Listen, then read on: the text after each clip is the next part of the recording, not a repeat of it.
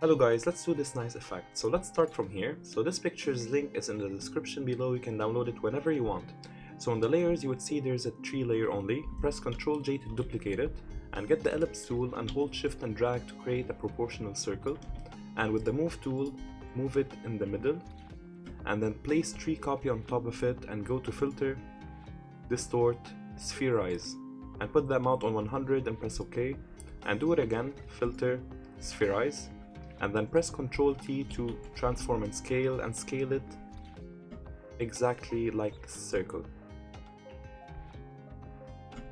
Make sure the two circles are the exact same size, this circle and the white circle. So when you finish, press and hold Ctrl and press on the box of the ellipse 1 and then press on mask and now you can delete ellipse 1. So after that, press on tree copy and press Ctrl T to scale and transform and make it smaller and place it somewhere nice on the tree branch.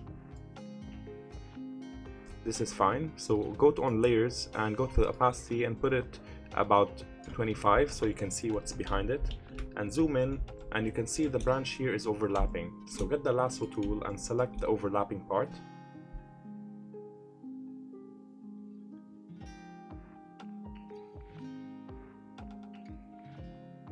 After that, get the brush and put on the mask of tree copy and put it on black foreground and just paint out what's inside it. So when you put the opacity on 100, you can see you painted out all this part from the mask.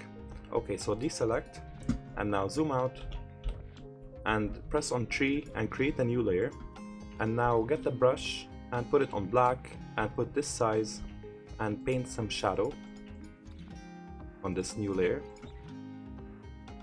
and put it on 80 so it can look more real, and let's name it shadow.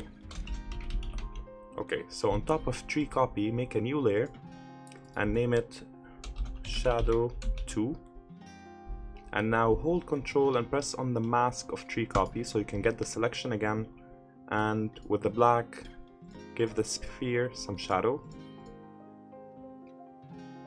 and put it on 60 opacity.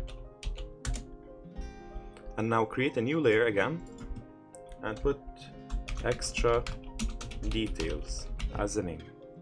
And now in here you can get the brush and with the black again add some more black here and switch it to white foreground and paint white on the other side, and then put it on 30 opacity and put it on hard light. And now create a new layer and name it light.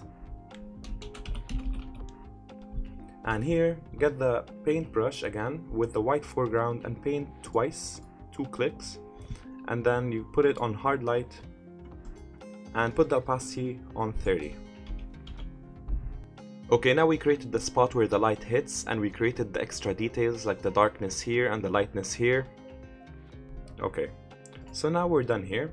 So now there's one more thing to do. You can go to layers and put on the tree copy layer and right click. We need to do 3 blending options. So the first one is inner glow, put it on overlay, and you can see the edges now, they changed. So make sure it's softer edge, 21 size, 54 opacity, and press OK. So now that's the first blending options. So the second one, right click, convert to smart object so you can add another blending option. Right click, blending option, and add another inner glow. And this time you have to make it in the center and put the size about 46 and the opacity leave it on 54 and put it overlay and press OK. And now you have to add the third one. So you have to right click, rasterize layer, and right click, convert to smart object, and now add another blending options. Right click, blending options, and add another inner glow, but this time let's go back to edge and put the opacity this time to 100 so you can see here it's a stronger light on the edges, and put the size about 10, and everything else is fine, so press OK and we're done.